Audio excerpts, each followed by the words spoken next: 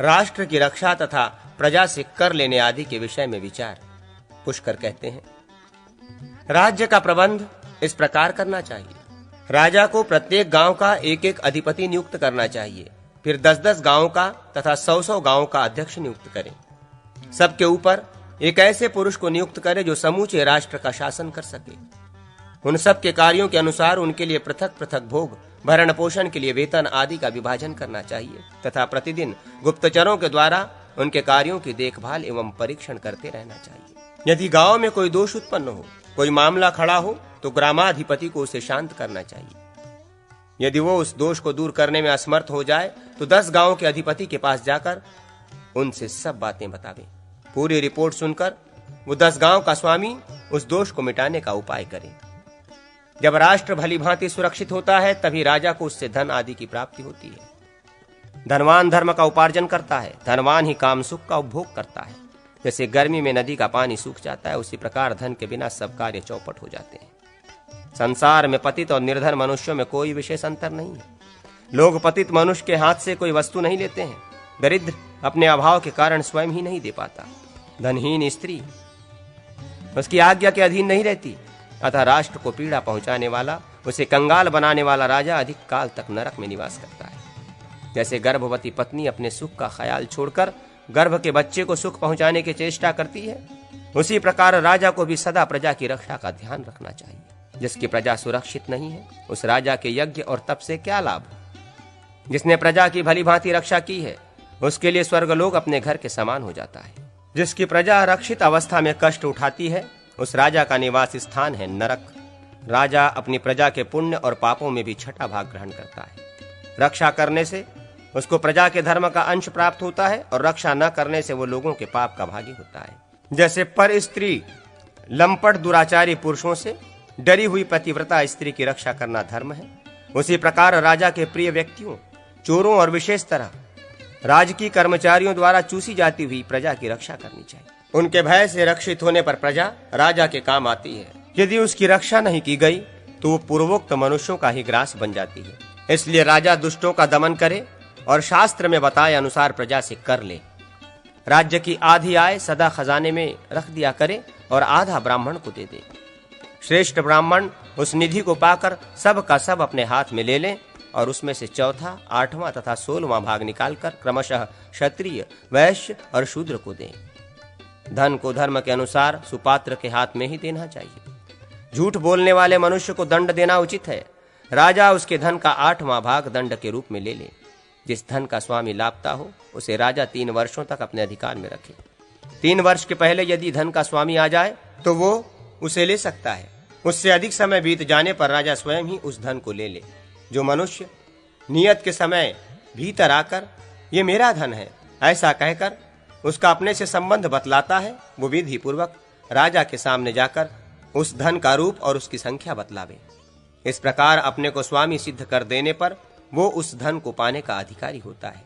जो धन छोटे बालक के हिस्से का हो, उसकी राजा तब तक रक्षा करता रहे जब तक कि उसका समावर्तन संस्कार न हो जाए अथवा जब तक उसकी बाल्यावस्था न निवृत्त हो जाए। इसी प्रकार जिनके कुल में कोई न हो और उनके बच्चे छोटे हों, ऐसी स्त्रियों की भी रक्षा आवश्यक है। पतिव्रता स्त्रियां भी यदि विधवा तथा रोगिणी हो तो उनकी रक्षा भी इसी प्रकार करनी चाहिए। यदि उनके जीते जी कोई बंधु बांधव उनके धन का अपहरण करें तो धर्मात्मा राजा को उचित है कि उन बांधवों को चोर का दंड दे। यदि साधारण चोरों ने प्रजा का धन चुराया हो तो राजा स्वयं उतना धन प्रजा को दे तथा जिन्हें चोरों से रक्षा करने का काम सौंपा गया हो उनसे चुराया हुआ धन राजा वसूल करे। जो मनुष्य चोरी न होने पर भी अपने धन को चुराया हुआ बताता हो वो दंडनीय है, उसे राज्य से बाहर निकाल देना चाहिए। यदि घर का धन घर वालों ने ही चुराया हो तो राजा अपने पास से उसको न दे। अपने राज्य के भीतर जितनी दुकानें हों उनसे उनकी आय का 20वां हिस्सा राजा को टैक्स के रूप में लेना चाहिए। परदेश से माल मंगाने में जो खर्च और नुकसान बैठता हो उसका ब्यौरा बतलाने वाला बीजक देखकर तथा माल पर दिए जाने वाले टैक्स का विचार करके प्रत्येक व्यापारी पर कर लगाना चाहिए, जिससे उसको लाभ होता रहे, वो घाटे में न पड़े। आय का 20वां भाग ही राजा को लेना चाहिए। यदि कोई राज कर्मचारी इससे अधिक वसूल करता है तो उसे दंड देना उचित है। स्त्रियों और साधु सन्यासियों से नाव की उतराई सेवा नहीं लेनी चाहिए। यदि मल्लाहों की गलती से नाव पर कोई चीज नुकसान हो जाए तो वो मल्लाहों से ही दिलाई जानी चाहिए। राजा शुक धान्य का 6वां भाग और शिम्बी धान्य का 8वां भाग कर के रूप में ग्रहण करें। इसी प्रकार जंगली फल फूल आदि में से देश काल के अनुरूप उचित कर लेना चाहिए। पशुओं का 5वां और सुवर्ण का 6वां भाग राजा के लिए ग्राह्य है। गंध, औषधि, रस, फूल, मूल, फल, पन्न, शाक, तृण, बांस, वेणु, चर्म, बांस को चीरकर बनाए हुए टोकरे तथा पत्थर के बर्तनों पर और मधु, मांस एवं घी पर भी आमदनी का 6वां भाग ही कर लेना उचित है। ब्राह्मणों से कोई प्रिय वस्तु अथवा कर नहीं लेना चाहिए। जिस राजा के राज्य में क्षत्रिय ब्राह्मण भूख से कष्ट पाता है, उसका राज्य बीमारी, अकाल और लुटेरों से पीड़ित होता रहता है। अतः ब्राह्मण की विद्या और आचरण को जानकर उसके लिए अनुकूल जीविका का प्रबंध करें तथा जैसे पिता अपने औरस पुत्र का पालन करता है, उसी प्रकार राजा विद्वान और सदाचारी ब्राह्मण की सर्वथा रक्षा करे। जो राजा से सुरक्षित होकर प्रतिदिन धर्म का अनुष्ठान करता है, उस ब्राह्मण के धर्म से राजा की आयु बढ़ती है तथा उसके राष्ट्र एवं खजाने की भी उन्नति होती है। शिल्पकारों को चाहिए कि महीने में एक दिन बिना पारिश्रमिक लिए केवल भोजन स्वीकार करके राजा का काम करें। इसी प्रकार दूसरे लोगों को भी जो राज्य में रहकर अपने शरीर के परिश्रम से जीविका चलाते हैं, महीने में एक दिन राजा का काम करना चाहिए। अंतःपुर के संबंध में राजा के कर्तव्य, स्त्री की विरक्ति और अनुरक्ति की परीक्षा तथा सुगंधित पदार्थों के सेवन का प्रकार। पुष्कर कहते हैं, अब मैं अंतःपुर के विषय में विचार करूंगा। धर्म, अर्थ और काम, ये 3 पुरुषार्थ त्रिवर्ग कहलाते हैं।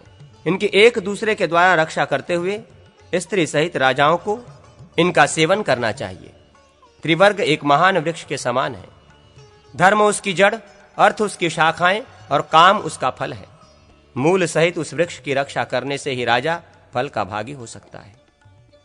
राम, स्त्रियां काम के अधीन होती हैं, उन्हीं के लिए रत्नों का संग्रह होता है। विषय सुख की इच्छा रखने वाले राजा को स्त्रियों का सेवन करना चाहिए, परंतु अधिक मात्रा में नहीं।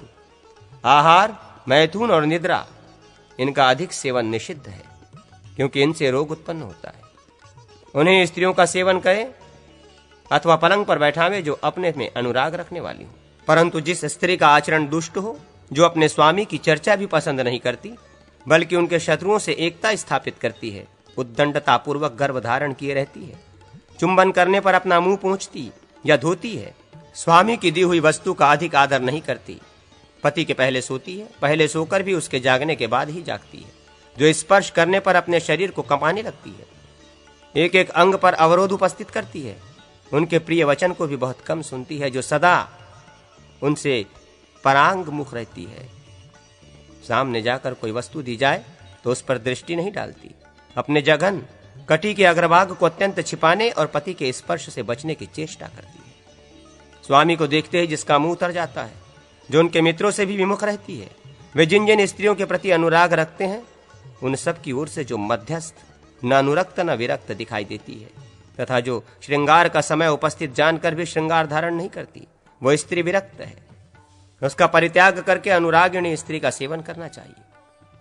अनुरागवती स्त्री स्वामी को देखते ही प्रसन्नता से खिल उठती है, दूसरी ओर मुख किए होने पर भी कनखियों से उनकी ओर देखा करती है। स्वामी को निहारते देख अपनी चंचल दृष्टि अन्यत्र हटा ले जाती है, परंतु पूरी तरह हटा नहीं पाती, तथा भृगुनंदन अपने गुप्त अंगों को भी वो कभी कभी व्यक्त कर देती है और शरीर का जो अंश सुंदर नहीं है उसे प्रयत्न पूर्वक छिपाया करती है। स्वामी के देखते देखते छोटे बच्चे का आलिंगन और चुंबन करने लगती है, बातचीत में भाग लेती और सत्य बोलती है। स्वामी का स्पर्श पाकर जिसके अंगों में रोमांच और स्वेद प्रकट हो जाते हैं, जो उनसे अत्यंत सुलभ वस्तु ही मांगती है और स्वामी से थोड़ा पाकर भी अधिक प्रसन्नता प्रकट करती है। उनका नाम लेते ही आनंद विभोर हो जाती तथा विशेष आदर करती है। स्वामी के पास अपने अंगुलियों के चिन्ह से युक्त फल भेजा करती है तथा स्वामी की भेजी हुई कोई वस्तु पाकर उसे आदर पूर्वक छाती से लगा लेती है। अपने आलिंगनों द्वारा मानो स्वामी के शरीर पर अमृत का लेप कर देती है। स्वामी के सो जाने पर सोती और पहले ही जग जाती है तथा स्वामी के उरुओं का स्पर्श करके उन्हें सोते से जगाती है। राम, दही की मलाई के साथ थोड़ा सा कपित कैथ का चूर्ण मिला देने से जो घी तैयार होता है, उसकी गंध उत्तम होती है। घी, दूध आदि के साथ जौ, गेहूं आदि के आटे का मेल होने से उत्तम खाद्य पदार्थ तैयार होता है। अब भिन्न भिन्न द्रव्यों में गंध छोड़ने का प्रकार दिखलाया जाता है। शौच, आचमन, विरेचन, भावना, पाक, बोधन, धूपन और वासन, ये 8 प्रकार के कर्म बतलाए गए हैं। कपित, बिल्व, जामुन, आम और करवीर के पल्लवों से जल को शुद्ध करके उसके द्वारा जो किसी द्रव्य को धोकर या अभिषिक्त करके पवित्र किया जाता है, वो उस द्रव्य का शौचन, शोधन अथवा पवित्रीकरण कहलाता है। इन पल्लवों के अभाव में कस्तूरी मिश्रित जल के द्वारा द्रव्यों की शुद्धि होती है। नख, कुट, धन, नागरमोथा, जटामांसी, स्प्रक, शैलेयजक, शिलाजित, जल, कुमकुम, केसर, लाक्षा, लाह, चंदन, अगुरु, नीरद, सरल, देवदारू, कपूर, कांतवाल, सुगंधवाला, कुंदकरुक, गुग्गुल, श्रीनिवास और करायल, ये धूप के 21 द्रव्य हैं। इन 21 धूप द्रव्यों में से अपने इच्छा के अनुसार 2-2 द्रव्य लेकर उनमें करायल मिलावें। फिर सब में नख, एक प्रकार का सुगंध द्रव्य, पिनाक, तिल की खली और मलय चंदन का चूर्ण मिलाकर सबको मधु से युक्त करें। इस प्रकार अपने इच्छा अनुसार विधिवत तैयार किए हुए धूप योग होते हैं। त्वचा, छाल, नाड़ी, डंठल, फल, तिल का तेल, केसर, ग्रंथिपर्वा, शैलेय, तगर, विष्णुक्रांता, चोल, कर्पूर, जटामांसी, मूरा, कूट, ये सब स्नान के लिए उपयोगी द्रव्य हैं। इन द्रव्यों में से अपनी इच्छा के अनुसार 3 द्रव्य लेकर उसमें कस्तूरी मिला दे। इन सब से मिश्रित जल के द्वारा यदि स्नान करें तो वो कामदेव को बढ़ाने वाला होता है। त्वचा, मुरा, नलद, इन सबको समान मात्रा में लेकर इनमें आधा सुगंध बाला मिला दें। फिर इनके द्वारा स्नान करने पर शरीर से कमल की सी गंध उत्पन्न होती है। इनके ऊपर यदि तेल लगाकर स्नान करे तो शरीर का रंग कुमकुम के समान हो जाता है। यदि उपर्युक्त द्रव्यों में आधा तगर मिला दिया जाए तो शरीर से चमेली के फूल की भांति सुगंध आती है। उनमें द्यामक नाम वाली औषध मिला देने से मौलसरी के फूलों की सी मनोहारिणी सुगंध प्रकट होती है। तिल के तेल में मंजिष्ठ, तगर, चोल, त्वचा, व्यागनक, नख और गंधपत्र छोड़ देने से बहुत ही सुंदर और सुगंधित तेल तैयार हो जाता है। यदि तिलों को सुगंधित फूलों से वासित करके उनका तेल पेरा जाए तो निश्चय ही वो तेल फूल के समान ही सुगंधित होता है। इलायची, लवंग, काकोल, कबाब चीनी, जायफल और कर्पूर, ये स्वतंत्र रूप से एक एक भी यदि जायफल की पत्ती के साथ खाए जाएं तो मुंह को सुगंधित रखने वाले होते हैं। कर्पूर, केसर, कांता, कस्तूरी, मेउड़ का फल, कबाब चीनी, इलायची, लवंग, जायफल, सुपारी, त्वकपत्र, त्रुटी, छोटी इलायची, मोथा, लता, कस्तूरी, लवंग के कांटे, जायफल के फल और पत्ते, कटुक फल, इन सबको 1-1 पैसे भर एकत्रित करके इनका चूर्ण बना लें और उसमें 1/4 भाग वासित किया हुआ खैरसार मिलावें। फिर आम के रस में घोटकर इसकी सुंदर सुंदर गोलियां बना लें। वे सुगंधित गोलियां मुंह में रखने पर मुख संबंधी रोगों का विनाश करने वाली होती है। पूर्वोक्त 5 पल्लवों के जल से धोई हुई सुपारी को यथाशक्ति ऊपर बताई हुई गोली के द्रव्यों से वासित कर दिया जाए तो वह मुंह को सुगंधित रखने वाली होती है। कटुक और दांतन को यदि 3 दिन तक गोमूत्र में भिगो कर रखा जाए तो वे सुपारी की ही भांति मुंह में सुगंध उत्पन्न करने वाले होते हैं। त्वचा और जंगी हर्रे को बराबर मात्रा में लेकर उनमें आधा भाग कर्पूर मिला दे तो वो मुंह में डालने पर पान के समान मनोहर गंध उत्पन्न करते हैं। इस प्रकार राजा अपने सुगंध आदि गुणों से स्त्रियों को वशीभूत करके सदा उनकी रक्षा करे, कभी उन पर विश्वास न करे। विशेषतः पुत्र की माता पर तो बिल्कुल विश्वास न करे। सारी रात स्त्री के घर में न सोवे, क्योंकि उनका दिलाया हुआ विश्वास बनावटी होता है। राजधर्म, राजपुत्र रक्षण आदि पुष्कर